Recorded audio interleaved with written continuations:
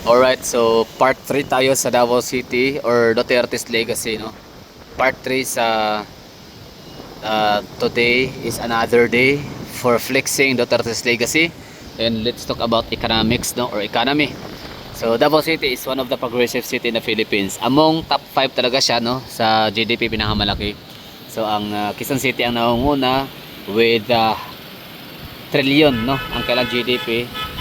Tapos City of Manila, Taguig, wait lang, Quezon City, City of Manila, Makati, and or Makati, City of Manila, tapos Taguig in number 5 ang Davao City, projecting with 574 something billion pesos ang ating GDP mga taga Davao. Grabe ang lupit ng syudad natin. Grabe ang Davao City, hindi siya talagang papatinag sa ibang mga highly urbanized city sa Pilipinas. Mantahin mo, ang daming mga mayayamang siyudad sa Metro Manila, National Capital Region. Andun lahat, 80% ng remittance ng buong Northern Luzon, Southern Luzon, Visayas and Mindanao ay napunta sa Mega Manila, Metro Manila, no? Yan na yung NCR, National Capital Region.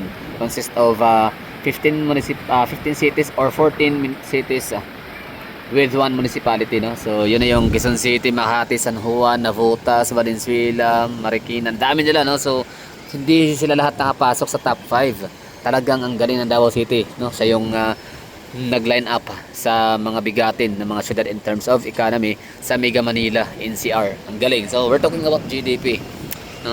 So ito yung legacy ni Tata Digong. Ang galing lang, no, ni Sara Duterte, ni Basti, kasi talagang napanatili yung ganung status ng Davao City. One of the richest city in the Philippines, no?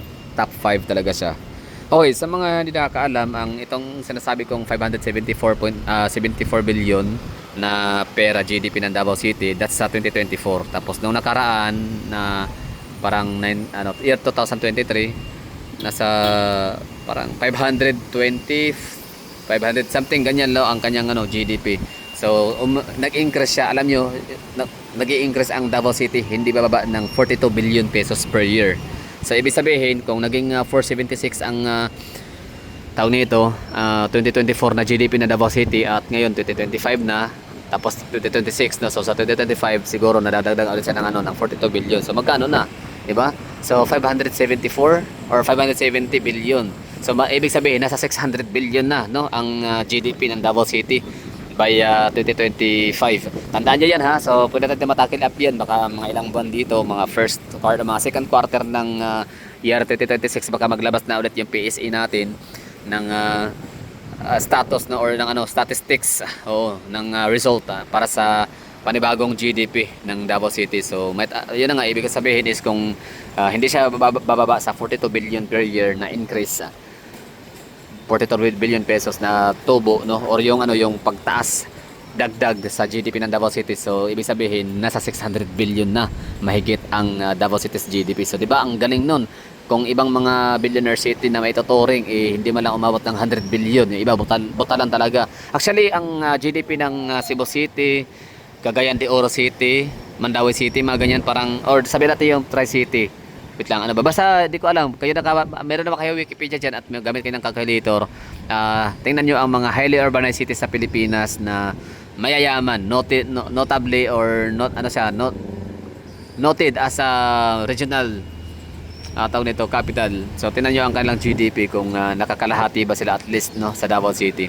So grabe. So Davao City is kung siya, nasa mga 600 billion estimated na siya mahigit, no?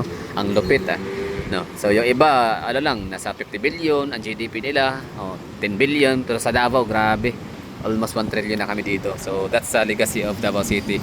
Sabi nga ni pala, parang wait lang, sino ba yung meron akong nabasa, I don't know kung kay Claire Castro, kay BBM ba yun, o kay Leni Robredo, na basta parang statement na kung meron daw papalit na presidente, dapat yung may alam sa ekonomiya. Basta ano yun, mga kalaban yun ng mga Duterte family, no? I think BBM, I don't know kung sino yun. Basta dapat merong idea. Parang si Bongbong Marcos yata nagsabi nun, no? I don't know, di ko nakalimutan na. Paki-comment nga dyan sa comment box, So nagsabi siya na ang iboboto niya daw, ang kanyang ipopromote or iboboto, so suportahan ay yung presidente na mayroong kinalaman or marunong, magaling, may kagalingan sa ekonomiya. Siyempre, when it comes to economy, Progressive ba ang city ng ibang mga ano, ng ibang mga politician sa tatakbo ng pagka-presidente? Let's say Risa Hontiveros. Kumusta yung kanyang ano, yung kanyang tawag nito, reputasyon, no? As leader, naging mayor ba siya sa lugar nila or sa kanyang pagiging senador, meron na ba siyang napaangat na ekonomiya? So far wala, no? So how about sino ba? Sino bang manok nila? Si Remulla? Sino bang manok ni ano, ni BBM? Hindi ko alam na meron ba? Parang wala naman kasi, no? Kahit pa paano, wala, never in my wildest dream na makaisip ako na meron silang ano, gagawing panlaban, no? So far wala akong maisip. Sino ba? Sino ba pwede panlaban nila, no? Pangtapat kang Sara Duterte. I think wala talaga. I mean, si Risa Hontiveros given kasi talagang ano yan eh, opposition na yan dati pa. So si Leni Robredo, solid yung kanyang 16 million na boto. Hindi yan mawawala. I don't know kung meron bang ano, nagbagong mga kakamping dyan. Sa bagay, meron naman, for example, si Rowena Guanzon. Isa yan sa pinaka-legit na opposition. Pero kung tingnan mo siya, di ba? Naging ano siya ngayon. Supporter siya ni Inday Sara. Well, nakita naman kasi talaga niya ang consistency ng tao na hindi talaga si Inday Sara copycat or shadow ni Tatay Digong, di ba? So meron talaga siya sariling karakter, meron siyang sariling policy, meron siyang sariling advocacy, meron siyang sariling paraan diskarte. Oo. So ngayon, sabi nga ni Bongbong Marcos na pipiliin niya yung presidente na may kaalaman, kagalingan pagdating sa ekonomiya, parang gano'n, no? So ayun, Davao City, pasok. So ibig sabihin para kahit si Basti Duterte, mas magaling nga si Basti eh. Tansya ko lang ha. I am not saying, wala akong comparison, no comparison kay Sara at kay Basti kasi magkapatid yan. Pero tansya ko lang, parang mas grabe ang ano, mas grabe ang tawag nito, paghataw ng Davao City sa time ni Basti. Kaya Tatay Digong kasi ano siya, mahirap din kasi siya So mahirap pa kasi sa Tatay Digong sa time niya na magpalago ng Davao City. Kasi nga, maliban sa in the 90s, early 2000s, parang meron tayong economic crisis sa Southeast Asian region. Saan dami mga trabaho, mga naantalang mga ganito, no? May mga proyekto, mga investment sana. Kaso yun nga, economic crisis in the 90s, 2000s sa Southeast Asia. So okay, so ang talagang ano, ang ginagawa ni Tatay Digong, priority ay yun, sa safety. So siya yung nag-pave way sa lahat-lahat para makafocus, para makadire-diretso. Ang susunod na mayor, siya na nga, sunod na ni Bibi Sara Duterte as mayor, hindi yumaman ang Davao, wala pang utang. Tapos ang galing kasi ni Basti Duterte kasi na-maintain. Oo, na-maintain niya ang reputasyon ng Davao City as debt-free city. So grabe yung economy. So legacy yan ng mga Duterte. We're not talking about Digong lang talaga. Hindi siya pwede kang Digong lang i-credit kasi nagkatrabaho talaga yung dalawa anak niya. Magaling. So ano pa bang natin dito, 'di ba? Ano pa bang panlaban sa Davao City pangsira? Dami daw adik, walang adik. Maraming adik. Yes, may mga adik. Hindi tayo diyan, hindi tayo mapakalinis-linisan diyan, no. Maraming adik sa Davao City. Yun nga lang, hindi sila makalabas-labas ng kailang lungga. Andun na sila sa kalang mga tahanan doon sa mga basta alam niya na 'yon. Hindi kagaya sa ibang mga metro city sa Pilipinas na ang mga adik ay talagang nasa sentro o nag-ecstasy, nagko-cocaine sa mga mga business districts area, mga high-end na mga lugar, sa mga mga kondominyo, mga hotels, mga party areas. Dami nga nahulihan na marami nga nahulihan na mga celebrity, di ba? Mga rich kid, mga high profile personnels dati. Nahulihan na mga ecstasy, mga party pill, mga party drugs. Marami nakuhanan mga rich kid sa BGC for example. Pero dito sa Davao City, makikita mo yung mga addict lang doon sa mga bahay-bahay nila. Hindi sila makalabas-labas ng kasi alam nilang pwede silang mahuli talaga. Samantalang sa lugar nila medyo mas sila protected. Doon sila natatago sa mga lungga nila. Yun, no? So ano pa pwede pa nila sa Davao City? Basta pag-usapin, basta kompleto sikatos ang Davao City. Hindi kami ang pinakamagaling, of course. Hindi Davao City ang pinakamayaman, pero grabe, pasok kami Matakin mo ha, nasa Mindanao kami. Ang Mindanao nasa mapa yan, pula yan. Ibig sabihin, delikadong puntahan. Talagang nasa news advisory ho yan ang tawag nito. nasa news advisory ng tawag dyan, European yata, I don't know, European or sa ano lang, sa European or UK, oo, na area na ang mga nationals nila ay hindi pwede pumunta ng Pilipinas except Mindanao, ganyan. So kasi ang Mindanao ay red flag, red alert. Oo, so yung kidnapan, yung huli nga nitong ano lang nakaraang taon, I don't know kung 2025, 2024, yung si Ismond ba, yung taga US din, na nasa ano siya, nasa somewhere in Zamboanga, I don't know kung Del Norte or Del Sur ba yun, basta somewhere in Zamboanga Peninsula, na huli siya, yung patay, inabduct siya ng Abu Sayyaf daw, no? Pinaniniwala ang Abu Sayyaf. So di na siya nakitang buhay. So yun yung rason bakit kasama ang Davao sa hindi dapat puntahan. Pero mantakin nyo, mayaman ang Davao City. Oo, grabe yung asset namin dito, grabe yung GDP. Kasi nga safety, maraming mga investors dito. Kasi nga tested and proven, purchasing power mataas. Tapos walang mga addict. I mean, may mga addict pero hindi makaka-explore masyado sa labas. Pwede sila mag-explore sa downtown, sa city proper, sa mga commercial areas, pero kailangan hindi sila high or else madragti sila, pinalive, di huli, kulong. So yun yung economy. So Duterte legacy, ekonomiya. Si Tatay Digong, yun lang talaga, strengthening the peace and security of the city. Si BP Sara Duterte pinagpatuloy, tapos dinagdagan pa. Ang galing ng syudad. Hindi kami tourist spots ang Davao City. Oo, hindi namin kailangan tourist money. I mean, appreciate namin, syempre malaki kita paano makakatulong, no? Dagdag sa revenue ng syudad. Dagdag sa GDP yung tourist money. Pero kung talagang ma-compensate lang din naman, ay ibig sabihin is tataas ang tourist arrival sa Davao City. Kapalit lang din naman in exchange sa safety, ay hindi na rin, no? Salamat na lang sa inyong tourist money. Buhay kami sa durian, saging at kakao na yan, isda. So hindi namin kailangan ng tourist money para lang dahil sa pera na yan, hindi namin kailangan i-trade. We can't afford to trade our safety and security sa Davao City. Yung aming kapayapaan dito, kalinisan, kasaganahan, kapayapaan, kalinisan, yun talaga yung pinakaon ng ma-exploit, masisira kapag dadami yung mga turista sa isang lugar. Dodumi, kakalat. Oo, magiging dugyot ang syudad kapag maraming turista. Yes, maraming pera, maraming high-rise buildings, yes, no question. Pero kumusta ang lugar, ang environment? Malinis ba? Siyempre dugyot, maraming mga pukpok, although wala problema yan. Dadami yung mga sex workers, no? Marami yung dadami, no? Tataas ang basta maraming mga oportunista sa labasan, maraming scammers, maraming mga manggagancho, mandurugas. Dahil sa maraming turista, ganyan. Tapos mga balahura. Tinan mo na lang, ayoko na i-mention ang mga syudad. Ano ba ang mga syudad sa Pilipinas na mataas ang tourist spots or tourist arrivals, di ba?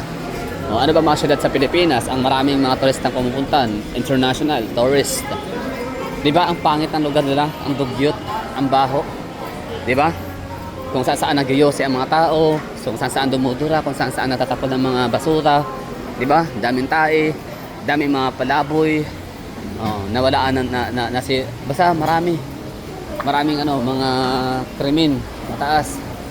So yun po yung mga rason bakit hindi masyadong tourist spots, hindi masyadong hindi masyadong pinupuntahan or hindi ka masyadong makikita ng mga international tourists sa Davao City. Meron ka makikita dito ng mga AFAM, mga international tourists, pero mga matatanda. At sila parang pupunta ng Davao City for settlement, ganun. Dito sila mag-retire, dito sila hinto. Ibig sabihin dito sila mag-spend the rest of their life. So yun yung rason sa mga nagsasabi diyan na pangit ang Davao City. Wala nga kayong diyan, mga tourists wala kayong mga maliit lang, kaunti lang ang tourist arrivals sa lugar sa Davao City. So ibig sabihin pangit? No. Hindi pangit ang Davao City. It just happened na buhay kami kahit walang tourist money. Buhay kami, survive pa rin, mayaman pa rin ang Davao City kahit walang mga tourist arrivals masyado. Oh, di ba? Kasi pag maraming tourist arrivals, merong nasampal, merong na palunok ng upos ng sigarilyo na Koreano. As far as I remember. Kaya pansin mo sa Davao City, wala ka masyado makikita mga Koreano dito. Kasi nga, nagyosi. O, nagyabang. Nagyosi, nagyabang. Basta parang nanlait, parang nanghamak siya, nang bully siya ng waiter.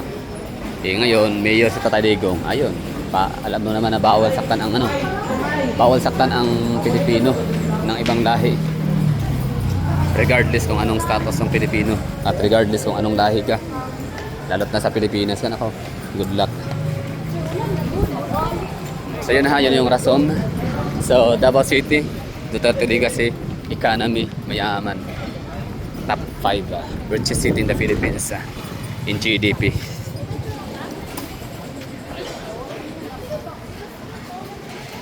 Diba? Yun ha? So I think tapos na tayo sa ating ginagawang dito. Pag-flex ng gawang Duterte. Smoking area. Okay yan, goods yan. So yun, nakita nyo ba yun? Smoking area yun, nadaanan natin. Diba? So dito sa Davao City, hindi ka naman bawal mag-yosi. Oo, wag lang talaga sa mga public places. So ito, yes, private property, private entity, private SM, within the premises of SMDCI. Pero kita mo, mayroon pa sila meron silang designated na smoking area.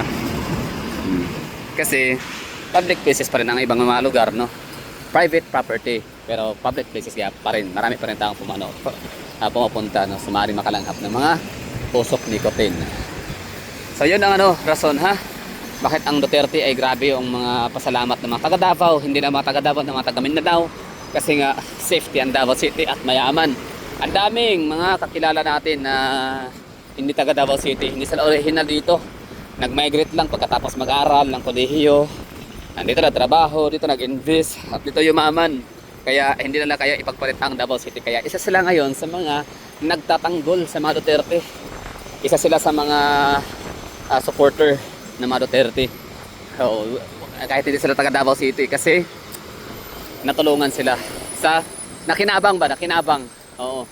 Sa epekto ng mga pulisiyang gawa ng Duterte. Diba? Yung safety talaga number 1. Kasi yung mga mayayaman na yan na galing sa Sargen, galing sa Zamboanga Peninsula, galing sa Northern Mindanao, galing sa Caraga Region, at saka sa Barm Region, kung yung mga mayayaman na yan, kung yun doon yan sila sa mga lugar nag-invest, oo, yayaman din sila, panigurado, pero hindi rin sila tatagal, kikidnapin din sila. Oo, hold upin din. Pero dahil nga nasa Davao City, so hirap dito mag-kidnap kasi pag once na makagawa ka ng ganun, kailangan wala nang bawian. Mangidnap ka na talaga, tapos tanggapin mo yung katotohanan na mamamatay ka kapag ikaw ay manlaban. Ganun.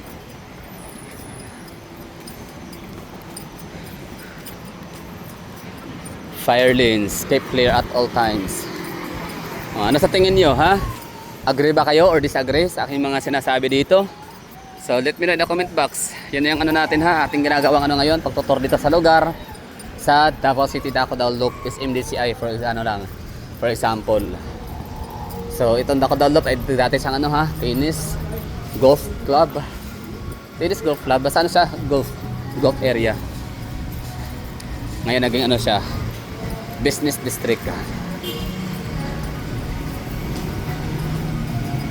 So yun yung natin, yun yung mga rason.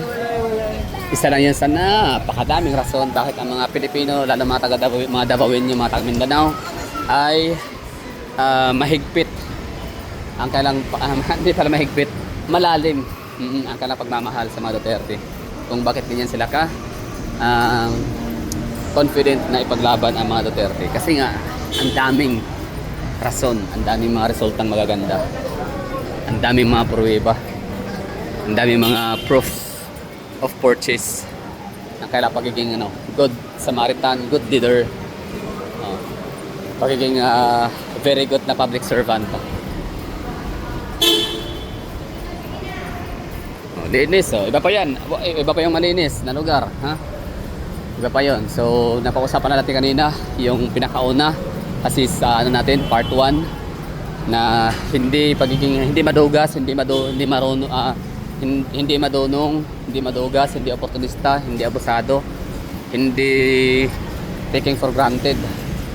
Hindi natin take for granted ito mga Duterte sa kanilang opportunity sana nila na yun na nakaagawin or angkinin ang mga lupang walang nagmamayari. Oo, di ba? So imbes na angkinin nila, ibenta sa mga kaibigan, kakilala at katropa, hindi. Ito ay ipinamigay, ipinamahagi sa mga taong andyan nakatira sa lugar. Yung mga lang, ayaw walang may-ari ha. Oo. Yun na nga, example nga yung yung somewhere in Boulevard, somewhere in dito sa may Abalde, may Arcastillo, sa may Agdao, sa Maligasiya. Pangalawa, yun na nga, yung safety. Nagkaroon ng mga high-rise buildings, nagkaroon ng tiwala ang mga investors sa Davao na mag-invest kasi mataas ang purchasing power plus safety. Kasi yun, pangatlo, part 3, economy. Grabe yung grabe yung pagyaman ng syudad. So grabe yung progress, undeniable. Grabe ka visible, noticeable. Lahat ng mga ball. Okay, so that will be all. Thank you for watching. This is Davao City. Once again, flexing. Another day, another flexing. Duterte's legacy. Homeowners Association awarding of mga lote, tiwala ng mga business sectors, mga investors, and economy. Yan. Thank you for watching. Bye bye. Ingat. See you some other time.